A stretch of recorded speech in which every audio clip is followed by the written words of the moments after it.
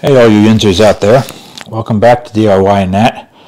It is 66 degrees and sunny here in beautiful rural Avella, Pennsylvania. The time is 12:37. My gas-powered Weedwhacker decided to call it quits and defied all efforts to revive it, so I have decided to go electric, and I bought myself a Milwaukee 18-volt fuel Weedwhacker, and I'm going to do our first unboxing here on the channel, show you what we got. My plan was to start a tradition for unboxings here on DIY and That, and I was going to open the box up with a chainsaw, but I thought better of it because if I have to return it, I don't think Amazon is going to be too happy about getting a box back that looks like it was opened by a demented chipmunk. So discretion is the better part of valor, and I decided to be brave and open it the normal way. So let's open this up, see what kind of goodies we have inside here.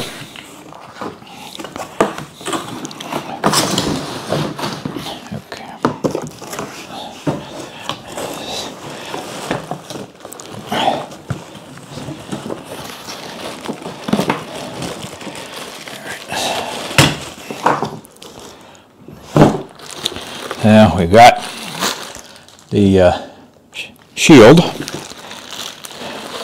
misdirections, handle, and this charger does both the 18 volt and, if you have them, the 12 volt Milwaukee batteries. And let's see what's in here.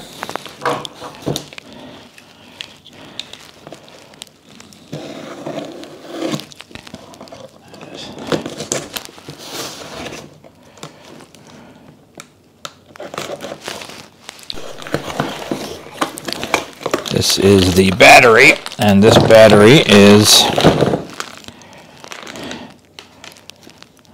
if I can get the bag open, and this comes with a 8 amp hour battery. I bought the kit. You can get the tool by itself for less money if you already have the Milwaukee battery system. I do have the Milwaukee battery system, but I wanted the extra battery. So I bought the kit, and I believe I paid $290 something. Don't recall exactly, but it was just under $300. So you get the 8 amp hour battery. Let's see what else is in the box. Let's see. Okay.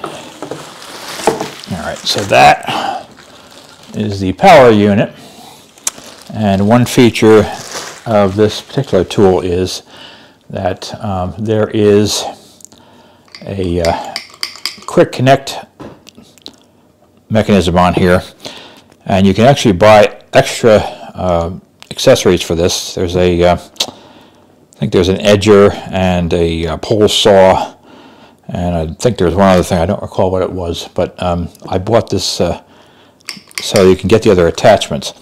They do sell a straight trimmer for a little bit less money that doesn't have the option of putting the different attachments in, so it's up to you whether you need it or not.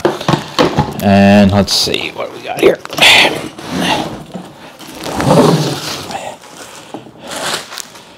There's the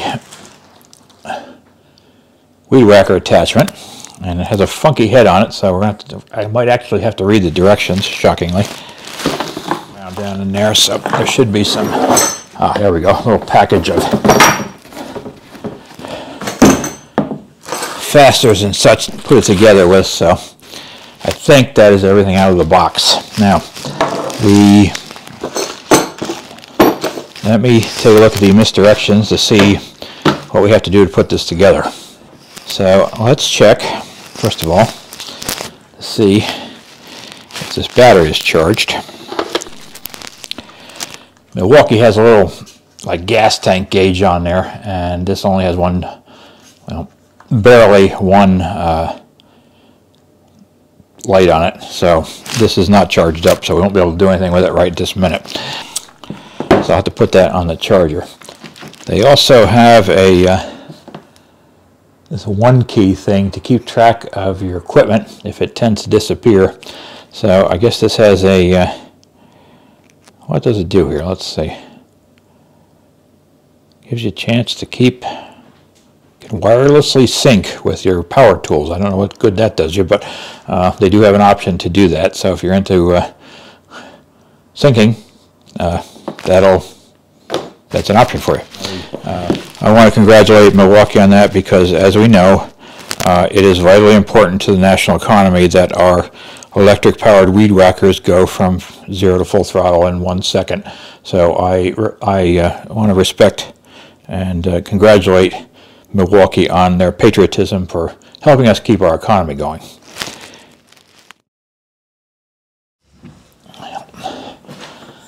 According to the misdirections, there's not much to it. The guard for the cutting head has 4 screws that hold it on, and Milwaukee has thoughtfully provided a little Allen wrench to put that on.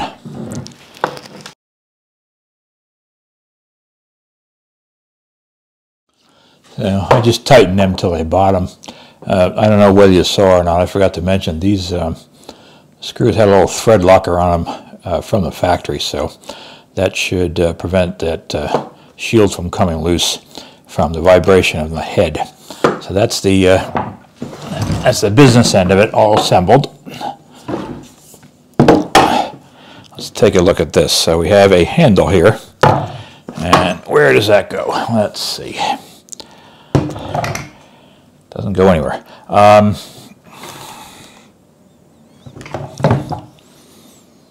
Well, I guess I will have to look at the instructions because it is not obvious where that handle goes.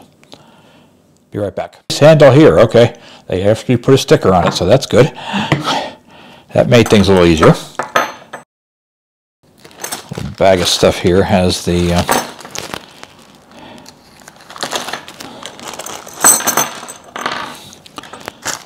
bracket for this. So we just put, now let me see something here. Is that, why is there 2 brackets? Ah, okay. So there are 2 little bracket pieces that go on here. I guess one goes on the top, one goes on the bottom. And then you put the handle over the tops of those, and if we can get the screw in it.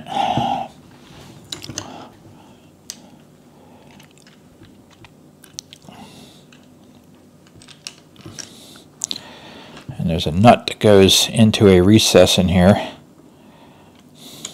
which is shaped for the nut, so I'll have to, I think it might be better to try to do this upside down. You can hold the nut in with your finger and then drop the bolt down through there, and take the little wrench they gave you and tighten that. This is not difficult, but it's slightly awkward if you're a klutz like me, so I'm sure you will have less trouble getting this together than I'm having right now.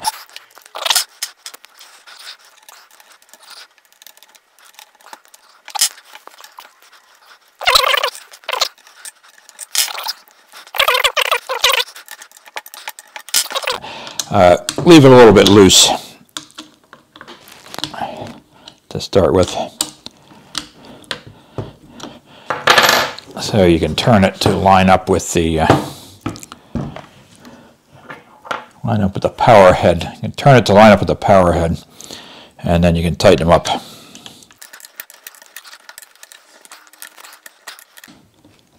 All right, just snug them up. They don't have to be too crazy, and then all you have to do to put it together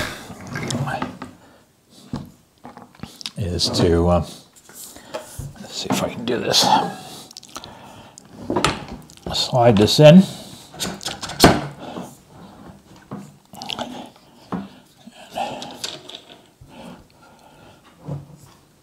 that it?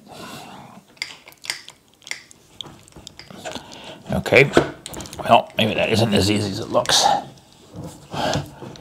Let's see what's going on here. Is that latched? Oh, that is all there is to it. Okay, so I do that again somewhat less stupidly. There is a bottom to unlock it. I didn't know. It'll come out like that, and there's a screw on the bottom, and when you on the bottom of the shaft, when you, oh, that's a little stiff.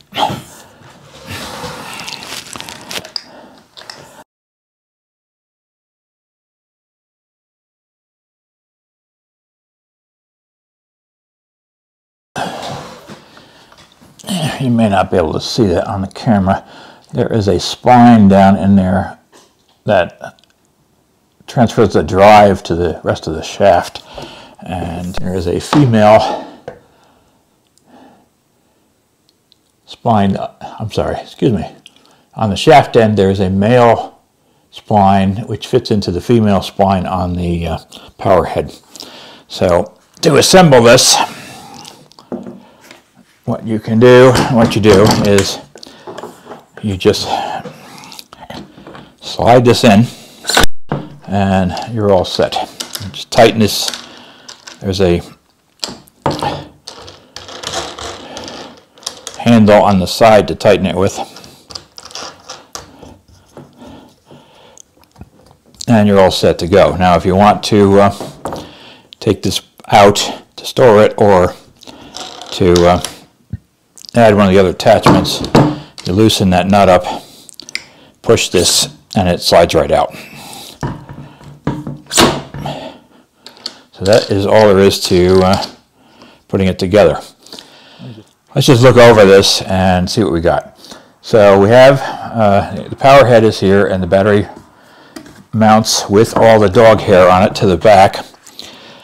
The throttle, of course, is where you'd expect it to be. It's underneath the shaft, and this has a lock on it.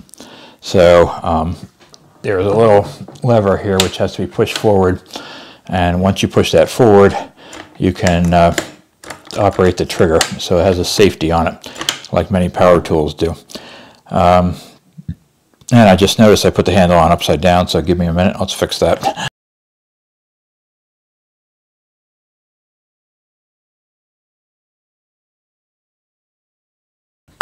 All right, that's better.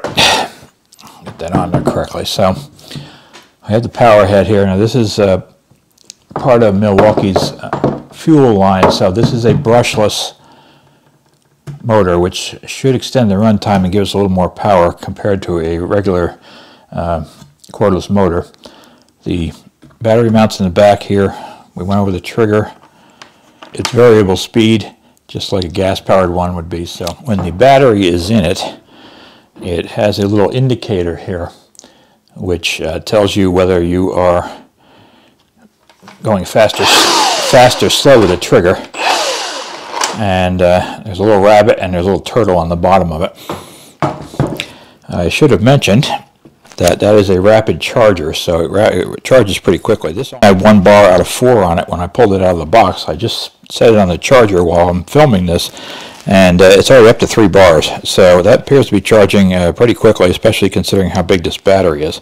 So we'll have to keep an eye on that in the future and see how that works out for us. Of course, you have your center handle, the quick lock mechanism, and that power head. And let's go look at the manual a little bit, because the head on that is a rather interesting looking thing. The trimmer head on this is a bit different than what you normally see on a Weedwhacker.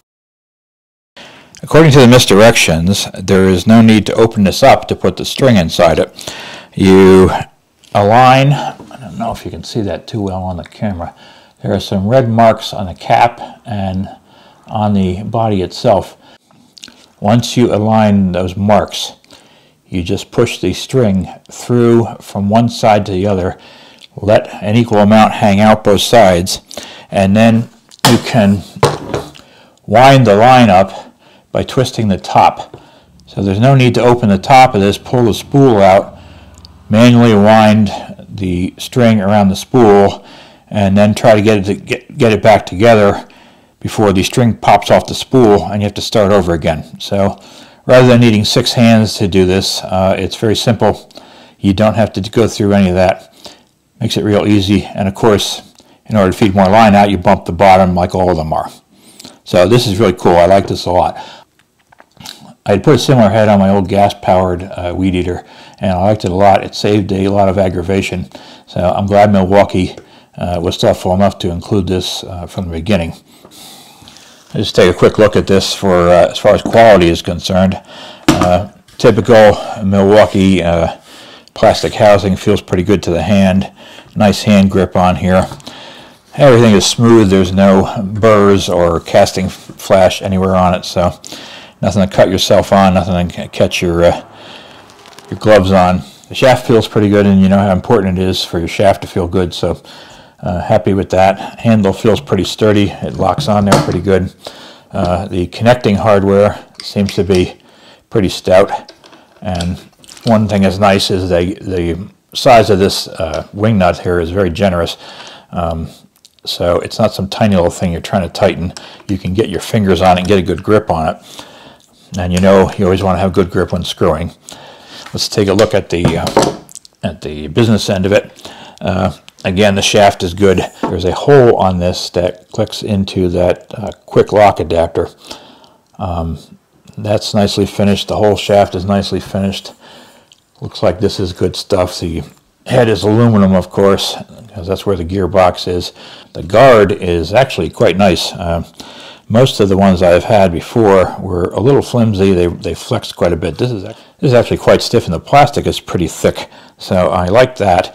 And it looks like the line cutter out here is quite substantial. So I expect that will hold up pretty good. So that's the review of the unboxing and the assembly.